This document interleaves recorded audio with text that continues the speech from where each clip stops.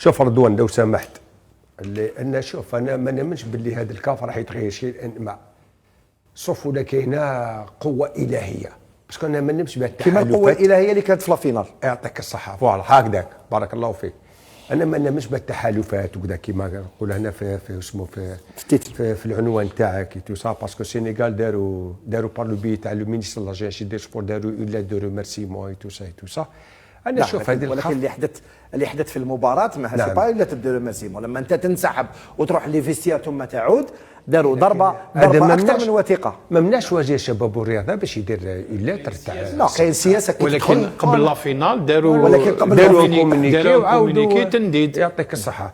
لكن شوف هذا الكاف مختطفه، انا نظن باللي باش الجمهور الجزائري اللي يتبع فينا اليوم يعرف باللي الكاف كان دائما مختطفه. نعطيك على الدليل، ريزوميها لك في كلكو سكوند، يعني من 2017 ورواح والكاف هي مختطفه. نعطيك على سبيل المثال نهار كان إيسا حياته اليبوك ثاني نهار مد 5 كوب دافريك مدهم اللي مدهم كاع والجيري ما مدلهاش. في 2017 ما ننساوش باللي داروا تيراج تاع المونديال 2018. الجزائر وما ادراك الجزائر كانت بيان كلاسي كلاسمون فيفا. واش عطاونا في تيراج الشهر؟ عطاونا الكاميرون ونيجيريا لي ميور زيكيب افريكان. ما رحناش لا كوب دي موند 2000. وهذه الامور كانت دائما خططت لها في الكاف باش ما نمشوش مونديال حتى مع احمد ايضا. ومن بعد يعطيك الصحه راني جايك. ومن بعد جاء احمد كيف حارب الجزائر بوندون 4 موندا تاعو. الى فيزيتي بريس كاع الاخر غير لاجيري ما فيزيتاهاش. وجا موتسيبي كيف رانا شفنا الان الكاف هذه مختطفه منذ عده سنوات. الان ما هو يعني ما هي الحلول باش هذا الكاف نقدروا اليوم نتغلبوا عليها؟ انا ما عنديش اسبوار باش التركيبه الحاليه كيما راهي او نيفو دو لا كاف لي 54 فيدراسيون قادرين يديروا حاجه باش يديروا تغيير جذري في هذا الكاف.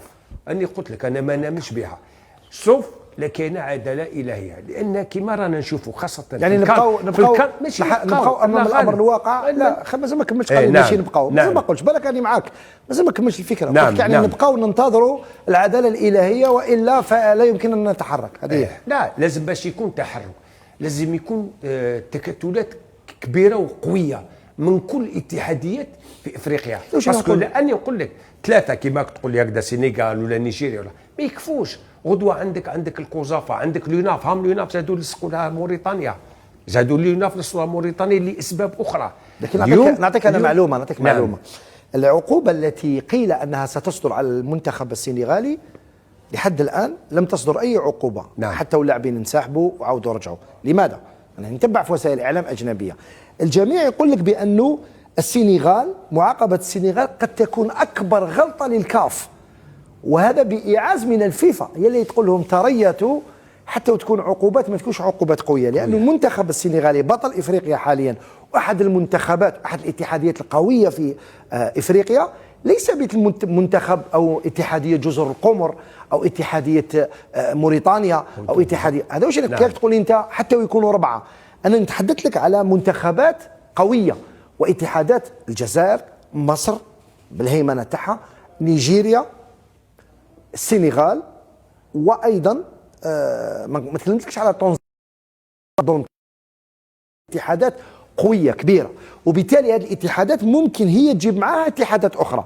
على بالي بلي 4 سور 54 ما يديروا والو، مي الان كاين فيه اجماع على ان الذي حدث في دوره المغرب كان فضيحه مكتمله الاركان. هذا هو الاشكال. لا لو سمحت تفضل. انت تكلمت على الفيدراليات، دوك انا نعطيك واحد سيناريو بالك ما يمشيش كيما راك تخيلوا نتايا. الفيدراليات ناخذوا فيدراليه المصريه. شكون راه راس الفيدراليه المصريه؟ هاني ابو رضا. واش دارت الكاف يا وقيل عام؟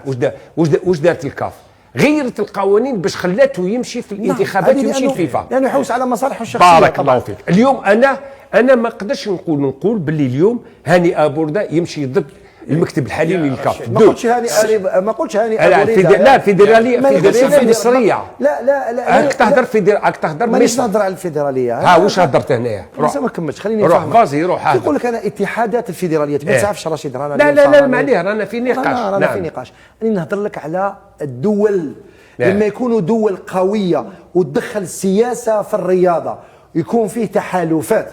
دوك انت كي تكون السلطه السياسيه في مصر تقول هانو ابو ريده حنا ابارتير دوجوردي واش صرالنا في المغرب ما نحبوش نزيد يكون فيه اتفاق او انك تمشي في نفس الطريق اللي راهم يمشوا فيها الكاف. نعم. يمشوا معاك الاتحادات، يعني السياسه هي اللي تتحكم في الرياضه. هذا هو المشكل. مانيش نقول لك هاني ابو ريده، لانه اليوم كي نحوسوا على المصالح الشخصيه تاع كل شخص، اليوم تدخل وسائل الاعلام المغربيه حتى هم الان ينتقدوا في لقجع، قالوا له انت استفدت على مستوى الكاف واستفدت على مستوى الفيفا، راك عضو في الفيفا وما جبت لنا والو. عندنا 50 سنه ما ديناش كوب دافريك، جات حتى لعندنا في راحت قدام نيفنا في 30 ثانيه.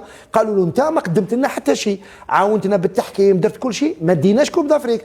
صارت له مع البنات مع السيدات، لما الحكم ايضا قال لك ظلمنا من طرف التحكيم. في المغرب انهزمت السيدات المغرب امام نيجيريا. نيجيريا هما داو كوب دافريك، قالوا له ما راك دير والو.